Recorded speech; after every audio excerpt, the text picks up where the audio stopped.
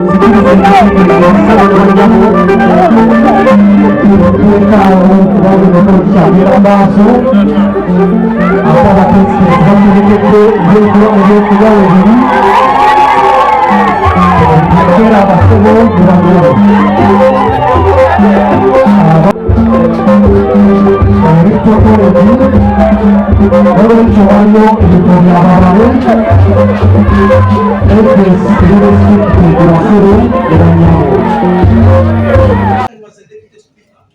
was appointed by the national body that makes speakers, which is with the COSA, to represent the deputy speakers and also to be the spokesperson of that body. We met the Honorable Minister Majesi for your welfare, for the welfare of the speakers, for the welfare of councillors. And as you know, Honorable councillors, very soon, because of such efforts together with Uga and the Honorable Speaker here, Honorable members, Kono has had a lot of fracas that has divided us along political lines. But we have been working with all technical people, the artists, and everyone for the good of Kono. Honorable members, with your vote, you're voting for the right person, you're voting for transition. Because in Kono and the whole country, we are in transit. We can transit now with a new speaker, not minding about our political parties, but for the good of Kono, and I know you're going to do it today. May God bless you. Again, now for the Tivana,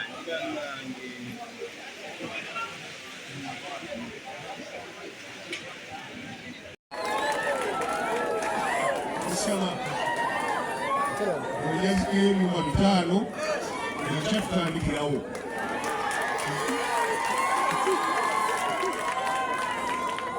ebirange kumanyi kumanyana ayomba ku TV ngeri omukulu twagala okuddaabiriza ebyuma byaffe twagala n'okufunayo ebyuma ebipya ebyaffe tutambufunze by'omukamanga olw'oludde twagala okulaba nga tetulina luguudo lutali lwa kolasi omukono municipal council ekyo kivye tulatya municipal council nga tuli mu nfuufu omugenyi omukulu town council zaffe nazo zeetaaga kolasi kubanga town council kitegeeza kolasi naye manyi bulungi nti tezinabeera coded naye manyi bulungi nti nga bwenzize omwaka ogujja zijja kubeera coded town council zize okudinga kitegeeza zigala kufuna ssente ezizimala okukola emirimu gyazo ebyamazzi tetugenda kuddayo ssebo kansooka enziremu emabega entambula ku mazzi mukama wange watusuubiza feri ndowooza ebadde erinda nze ssebo zuuno ntuusa n'agikwata obulungi nsaba feri yaffe ssebo etuuke tutandike. Naye ekyokubiri njogera n'abakira motors batukolereyo amaato aga battery nga basobola okukola pikipiki eza battery injini yakafeeri abantu bano basobola okutukolera amaato aga battery gemaato agajja okusobola okukola obulungi ku nnyanja kubanga eryato erina lita ebina okuva ekimi okutuuka ekatosi n'ebina okuddayo bitulisobola twetaaga amaato aga battery agasookere mukono Ano kize naalisabye bannamukono tukolere wamu tutambulire wamu tube byetu byogenda okugamba nti ate owaabira ssentebe ate olege nga ssentebe atandise okukola ate otumalire obudde ate otuuke tayimu otusasule kakati nze naalisabye naye segenda etawanya nnyo abalala waliwo abalala abakosebwa naye waliwo gwe manyire ddala ngu teyakosebwa ye mwami Ssenyonga nti yali tawezezza kalulu ayaweza akalulu ye ssentebe omulonde mwami Lekooya Mukome mukama wange eja leero manifesto eya His Excellency Yoweri Kaguta Museveni ne NRM Party kubanga ye manifesto egenda okukyusa Mukono district. Byonna gavumenti y'NRM yategeka mu manifesto ebya Mukono district mu ebiri, ate byonna ebiri mu National Development Plan ey'eggwanga Uganda nga bijja mu Mukono nabyo bwebiri. N'olwekyo tukimanyi bulungi nga mutudde mu ntebe ng'okutte enkasi ne executive gy'otulaze ne speaker ne council ne kaawo ne ttiimu yonna eri technical, tetulinaayo nsonga yonna abantu gye bagenda okulaba oba okutegeezebwa nti tugaanye okukola kino kubanga tutya ewa minisita wa Works and Transport.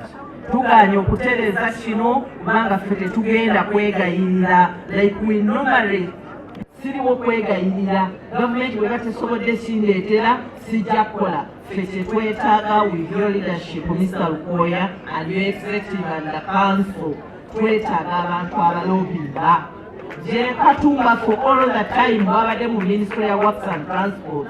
Mukono emukozesezzaako not even an eighth.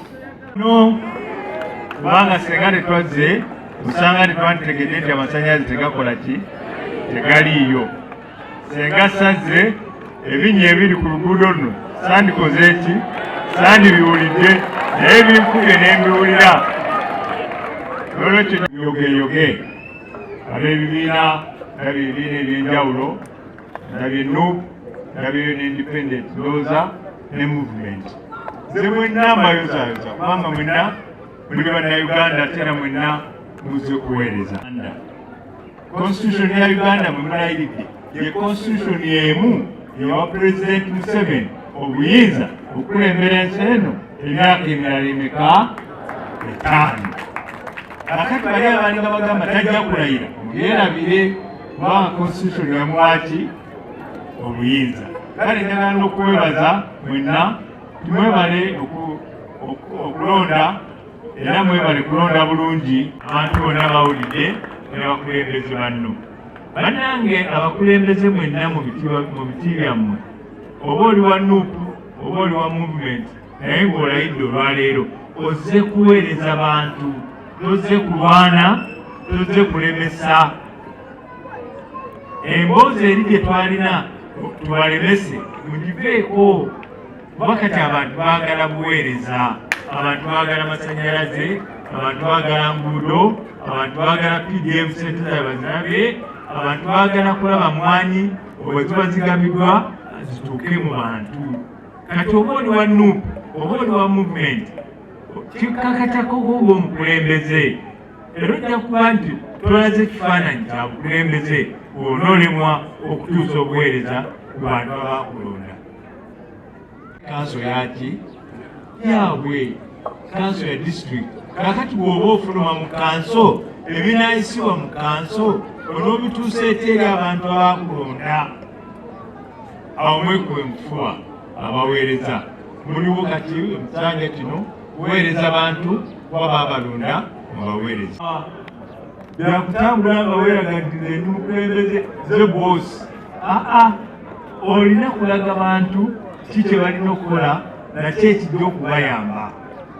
N'olwekyo abakulembeze abali wano abalayidde olwaleero mbasoomooza buli omu ku mmwe abeere ne pulojekiti gy'alaga.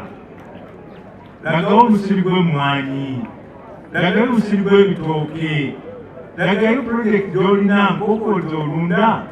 Busolo buli obw'abahaji bwe bataagala bw'olunda, mbuzi z'olina. Omuntu ajja eka ng'alaba ddala ono mukulembeze olina ky'omwegombako.